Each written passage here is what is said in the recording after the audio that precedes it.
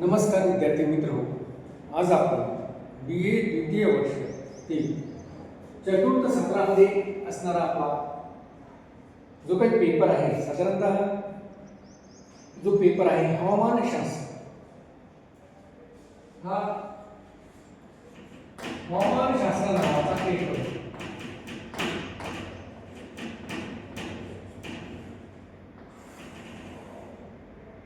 मागच्याही सत्रामध्ये आपण हवामानशास्त्र नावाचा पेपर या ठिकाणी अभ्यासत होतो.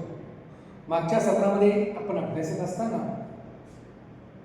कारण हा जो पेपर आहे हा BA द्वितीय वर्षाला चतुर्थ सत्रामध्ये आणि तृतीय सत्रामध्ये, म्हणजे तृतीय सत्र आणि चतुर्थ सत्र मिळून हा एक महत्त्वाचा असा पेपर या ठिकाणी त्यांनी ठेवलेला आहे की जो आहे हवामानशास्त्र. आपण तृतीय सत्रामध्ये बघितलं होतं की हवामानशास्त्र चा काही भाग आपल्याला तृतीय सत्रामध्ये होता की हवामानशास्त्राचा परिचय या नावानं तो पेपर होता. आणि मग हवामानशास्त्राचा परिचय बघत असताना आपण मागील तिसऱ्या सत्रामध्ये किंवा आपण जे काही थर्ड सेमिस्टरमध्ये खास करून हवामानशास्त्र म्हणजे काय, म्हणजे हवामानशास्त्राची व्याख्या काय सांगते आपल्याला, हवामानशास्त्र नेमकं काय आहे. मग या हवामानशास्त्राचा आपण अभ्यास करत असताना आपण भूगोलाचा या सुरुवातीला अभ्यास केला की भूगोल, आणि मग भूगोलाच्या झालेल्या विविध शाखा, मग त्यामध्ये आपण बघितलं की प्राकृतिक भूगोल आणि मानवी भूगोल अशा दोन शाखा आहेत. आणि या प्राकृतिक भूगोलाच्या शाखेमध्ये भूरूपशास्त्र, हवामानशास्त्र, सागरशास्त्र, जैविक भूगोल, खगोलशास्त्र अशा विविध प्रकारच्या ज्या काही प्राकृतिक भूगोलाच्या शाखा आहेत त्यांचा आपण मागील तासामध्ये आढावा या ठिकाणी घेतलेला होता. आणि त्यामध्ये जी आपल्याला BA द्वितीय वर्षासाठी अभ्यासक्रमातील एक शाखेपैकी जो काही पेपर आहे तो म्हणजे हवामानशास्त्र. या हवामानशास्त्राचा परिचय आपण मागील सत्रामध्ये या ठिकाणी करण्याचा प्रयत्न केला. मागील सत्रामध्ये आपण अभ्यास करत असताना हवामानशास्त्राची व्याख्या, हवामानशास्त्राचा अभ्यास कशा पद्धतीने करायचा आणि हवामानशास्त्रामध्ये कोणकोणत्या घटकांचा विचार करायचा याचा विचार आपण मागील सत्रामध्ये या ठिकाणी केलेला होता. त्याचबरोबर हवामानशास्त्र आणि वातावरणशास्त्र, बऱ्याच वेळा आपल्याला हवामानशास्त्र आणि वातावरणशास्त्र हे एकाच अर्थाचे जरी वाटत असले तरी त्यांचे अभ्यास क्षेत्र मात्र वेगवेगळे आहेत. आणि मग त्या अनुषंगानं आपण हवामानशास्त्राचा अभ्यासाला या ठिकाणी सुरुवात केली. त्याचबरोबर क्लायमेटॉलॉजी या शब्दाची फोड करून देखील या ठिकाणी आपण मागील तासामध्ये क्लायमो आणि ग्राफी याचा विचार आपण मागील तासामध्ये केलेला. आणि मग त्याचाही अभ्यास आपण करण्याचा प्रयत्न मागील सत्रामध्ये या ठिकाणी केला. त्याचबरोबर हवामानशास्त्राचं स्वरूप, हवामानशास्त्राची असणारी व्याप्ती आणि हवामानशास्त्राचा इतर शास्त्राशी असणारा संबंध हा आपण त्या ठिकाणी अभ्यास केला आहे.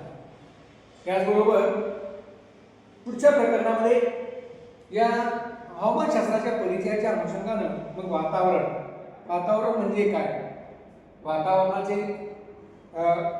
विविध स्तर कोणकोणते आहेत, वातावरणामध्ये म्हणजे घटक आणि घटना कोणत्या आहेत, वातावरणातील घटना कशी आहे, वातावरणाची रचना कशी आहे, मग तपंबरापासून तर गरमबरापर्यंतचा भाग आपण मागील तासामध्ये अभ्यासला. त्याबरोबर वातावरणात असणारे घटक, ते विविध प्रकारचे वायू असतील, जलबाष्प असेल किंवा धूलिकण असेल, यांचाही अभ्यास आपण अगोदरच्या तासामध्ये या ठिकाणी केलेला आहे. त्यानंतर आपण सौरशक्ती, कारण पृथ्वीला ऊर्जा देणारा एकमेव स्रोत म्हणजे सूर्य आहे.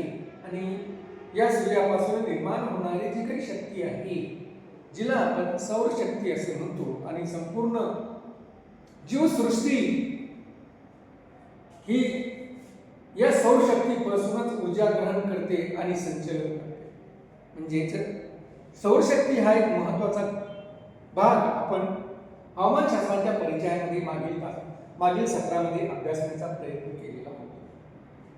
त्यामध्ये आपण सौरशक्ती म्हणजे काय, सौरशक्ती कशाला म्हणायची त्या ठिकाणी आपण बघितलं की सूर्यापासून निघालेली सौरकिरण, याला जरी आपण सूर्यकिरण म्हणत असलो मात्र सौरशक्ती काय आहे, उष्णता काय आहे, तर सूर्यापासून निघालेली सौरकिरण. आणि मग या सौरकिरणांवर सूर्यापासून निघालेल्या कोणकोणत्या घटकांचा प्रभाव पडतो हेही बघण्याचा प्रयत्न केला. जर सूर्य जरी एक असला तरी पृथ्वीवर येताना ही सूर्यकिरण सारख्याच प्रमाणात त्यांचं वितरण होत नाही आणि सारख्याच प्रमाणात वितरण होत नसल्यामुळे काही ठिकाणी अधिक प्रमाणात सौरशक्ती मिळते तर काही ठिकाणी कमी प्रमाणात सौरशक्ती मिळते. म्हणजे सौरशक्तीच्या वितरणावर परिणाम करणारे घटक कोणते आहेत याचाही अभ्यास आपण केलेला होता. त्यानंतर मित्र सौरशक्तीचं संतुलन कशा पद्धतीने राखल्या जातं हेही आपण मागील तासामध्ये या ठिकाणी अभ्यासलेलं आहे. त्यानंतर आपण तापमान म्हणजे काय हे झालं सौरशक्ती. त्यानंतर आपण पुढचं प्रकरण बघितलं होतं की तापमान म्हणजे काय, तापमान आपण कशाला म्हणतो.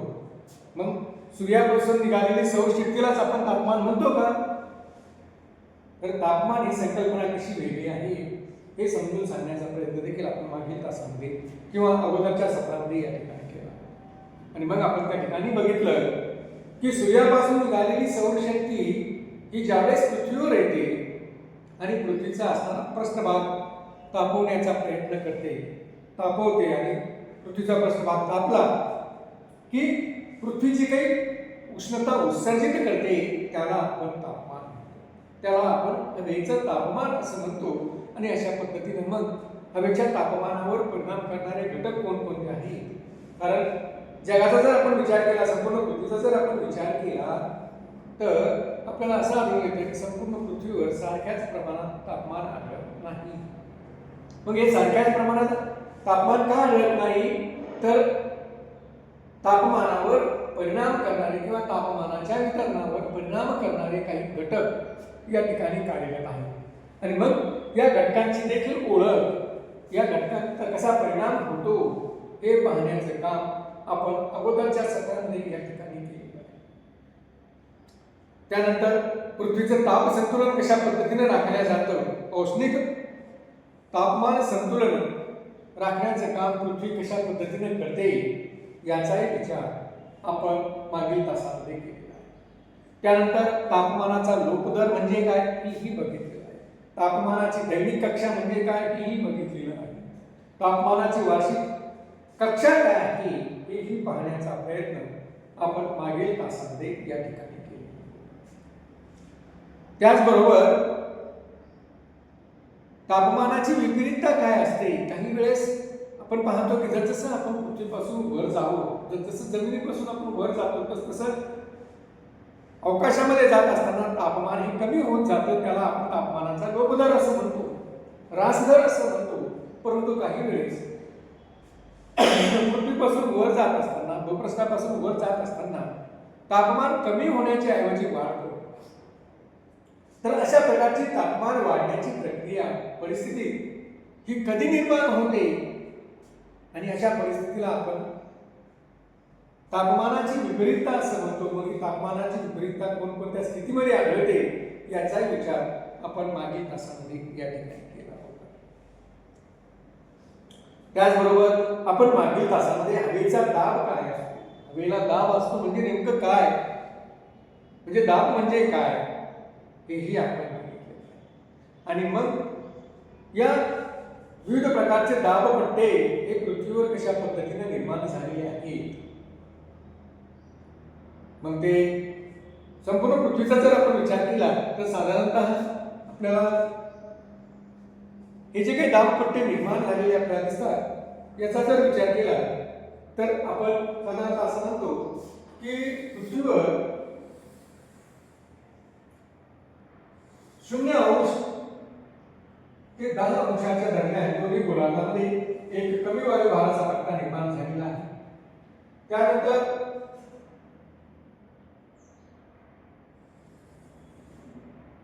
30 अंश ते 40 अंश अक्षांशाच्या दरम्यान साधारणतः दोन्ही गोलार्धामध्ये जास्त दाबाचा पट्टा निर्माण झालेला आहे. त्यानंतर 50 ते 60 अंश अक्षांशाच्या दरम्यान परत या ठिकाणी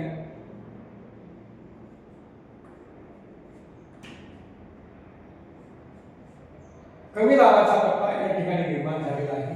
दोन्ही गोलार्धात 50 ते 60 अंश अक्षांशाच्या दरम्यान आणि दोन्ही ध्रुवाजवळ या ठिकाणी जर आपण बघितलं तर दोन्ही ध्रुवाजवळ हा जास्त दाबाचा पट्टा या ठिकाणी निर्माण झालेला आहे. म्हणजे अशा पद्धतीने पृथ्वीवर विविध दाब पट्ट्याचं वितरण झालेलं आहे आणि या दाब पट्ट्यालाच अनुसरून जे काही ग्रहीय वारे आहे या वाऱ्यांचं वर्णन देखील याच पद्धतीने, म्हणजे वारे म्हणजे काय आणि या दाब पट्ट्याला अनुसरून कोणकोणत्या प्रकारचे वारे पाहतात, म्हणजे वाऱ्यांचे विविध प्रकार या ठिकाणी आपण बघितले. ते म्हणजे ग्रहीय वारे असतील, स्थानिक वारे असतील, अशा पद्धतीने वेगवेगळ्या प्रकारचे वारे किंवा मोसमी वारे असे हे विविध प्रकारचे वारे हे या ठिकाणी मागील तासामध्ये हवेचा दाब आणि वारे या अनुषंगाने आपण अभ्यासण्याचा प्रयत्न या ठिकाणी केलेला होता. मित्रहो, इथपर्यंत आपण हवामानशास्त्राचा अभ्यास या ठिकाणी केला. आजच्या तासामध्ये आपल्याला हवामानशास्त्राचा पुढचा भाग बघायचा आहे. हवामानशास्त्र क्रमांक 2 असं म्हणता येईल याला.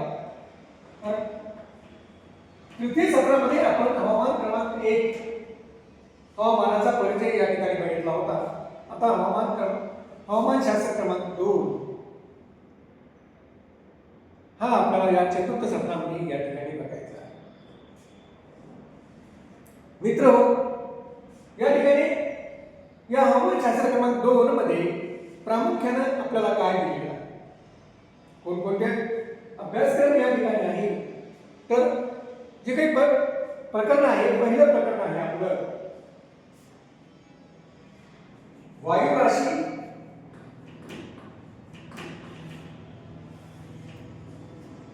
व आघाडी किंवा ज्याला फळी असे देखील म्हणतात.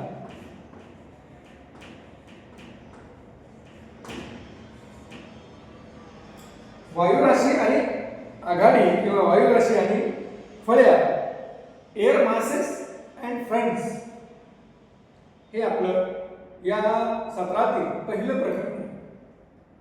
त्यामध्ये आपल्याला वायुराशी म्हणजे काय, वायुराशीची संकल्पना या ठिकाणी समजून घ्यायची आहे. त्याचबरोबर आघाडी म्हणजे काय यांची ही संकल्पना किंवा फळ्या म्हणजे काय यांच्या ही संकल्पना या ठिकाणी आपल्याला समजून घ्यायची आहे. त्याबरोबर वायुराशीचं वर्गीकरण कशा पद्धतीने होतं, म्हणजे वायुराशीचे विविध प्रकार कोणकोणते पडलेले आहेत, त्याचबरोबर फळ्यांचे देखील कोणकोणते प्रकार किंवा आघाडीचे देखील कोणकोणते प्रकार या ठिकाणी पडलेले आहेत, यांचाही अभ्यास आपल्याला या सत्रामध्ये या प्रकरणात करायचा आहे. त्याचबरोबर या प्रकरणामध्ये आपल्याला आपत्ती म्हणजे सायक्लोन्स आणि या सायक्लोनचे जे काही प्रकार आहे या प्रकारामध्ये उष्णकटिबंधीय आवर्तामध्येच उष्णकटिबंधीय आवर्ताचा अभ्यास आपल्याला या ठिकाणी करायचा आहे. त्याचबरोबर झंझावात प्रकारचा जो काही वादळ आहे, जे झंझावात प्रकारचा आवर्त किंवा वादळ याचाही अभ्यास या ठिकाणी करायचा आहे. त्याचबरोबर टोर्नाडो प्रकारचं वादळ किंवा टोर्नाडो प्रकारचा आवर्त याचाही अभ्यास आपल्याला या प्रकरणामध्ये करायचं आहे. म्हणजे पहिलं प्रकरण हे वायुराशी आघाडी वया आवर्त प्रत्यावर्त झंझावत आणि टोर्नेडो या बाबींचा आपल्याला अभ्यास या प्रकरणामध्ये करायचा आहे. त्यानंतर दुसरं प्रकरण आहे आपलं आर्द्रता.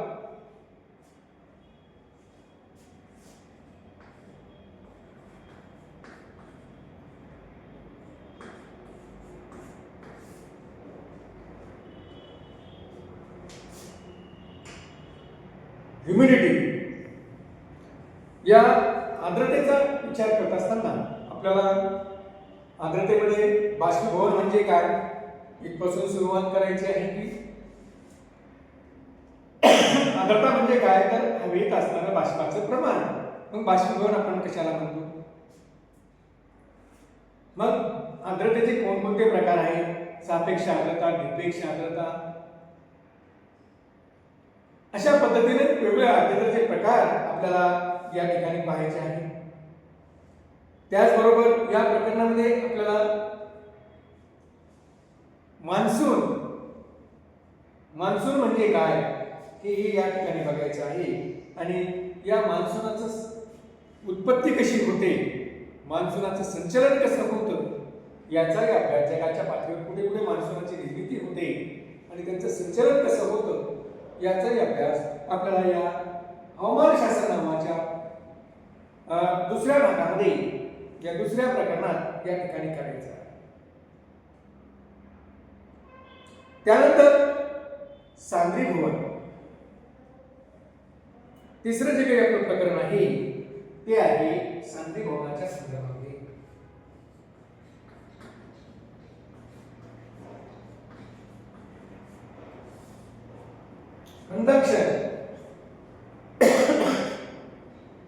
कंडेन्सेशन म्हणजे सांद्रीभवन. आणि मित्रहो, या सांद्रीभवन म्हणजे काय इथपासून आपल्याला सुरू करायचं आहे. त्याबरोबरच फॉग आणि क्लाउड्स म्हणजे धुके आणि ढग. त्यामध्ये धुक्यांचे कोणकोणते प्रकार या आपल्याला दिसून येतात, त्याचबरोबर ढगांचे कोणकोणते प्रकार या ठिकाणी दिसतात आणि त्याचबरोबर आपल्याला या ठिकाणी वृष्टीचे कोणकोणते प्रकार किंवा वृष्टीचे विविध प्रकार हे देखील या ठिकाणी आपल्याला बघायचे. त्याचबरोबर एक हवामानशास्त्रज्ञ आहे कोपेन. या कोपेन हवामानशास्त्रज्ञानं कशा पद्धतीने हवामानाचे प्रादेशिक वर्गीकरण केलेले आहे हे प्रादेशिक वर्गीकरण सुद्धा आपल्याला या हवामानशास्त्र 2 नावाच्या भूगोल विषयाच्या असणाऱ्या पेपरमध्ये चतुर्थ सत्रामध्ये या ठिकाणी करायचं आहे. तर अशा पद्धतीने मित्र हो, या 3 प्रकरणाच्या अनुषंगाने खास करून आणि त्यामध्ये दिलेल्या मुद्द्याच्या अनुषंगाने आपल्याला या हवामानशास्त्राचा अभ्यास या ठिकाणी करायचा आहे. मित्र हो, हवामानशास्त्राचा अभ्यास करत असताना आपण मागील तासामध्ये मी या ठिकाणी तुम्हाला आताच वायुभार पट्टे जागतिक वायुभार पट्ट्यांचं वितरण कशा पद्धतीने होतं हे या ठिकाणी मी आताच तुम्हाला दाखवलेलं आहे. या जागतिक वायुभार पट्ट्यांच्या अनुषंगाने जर बघितलं आपण आपल्याला असं दिसतं की काही ठिकाणी कमी वायुभाराचे पट्टे निर्माण झालेले आहेत तर काही ठिकाणी जास्त वायुभाराचे पट्टे निर्माण झाले. आणि या कमी वायुभाराच्या पट्ट्याकडे जास्त वायुभाराच्या पट्ट्याकडून हवा वाहते आणि हवेच्या या वहनालाच आपण वारे असं म्हणतो. आणि मग आपल्याला असं लक्षात येतं की वाऱ्याचे विविध प्रकार, मग व्यापारी वारे असेल, प्रतिव्यापारी वारे असेल, ध्रुवीय वारे असेल, अशा पद्धतीने किंवा फॉन असेल, चुणूक असेल, मोसमी वारे असेल, असे विविध प्रकार आपल्याला या वाऱ्याचे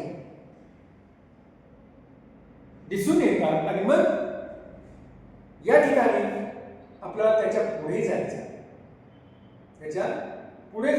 आणि मग हे जे काही वारे आहे हे वारे एका ठिकाणची उष्णता दुसऱ्या ठिकाणी नेतात आणि त्या ठिकाणी ही उष्णता नेऊन तापमान समान करण्याचे काम हे वारे या ठिकाणी करताना आपल्याला दिसून येतात. तर मित्र, अशा पद्धतीनं आपल्याला आजच्या या सत्रामधील असणारे चतुर्थ सत्रामधील असणाऱ्या आपल्या मुख्य प्रकरणाकडे यायचे आहे, ते म्हणजे वायुराशी आणि आघाडी किंवा फळ्या.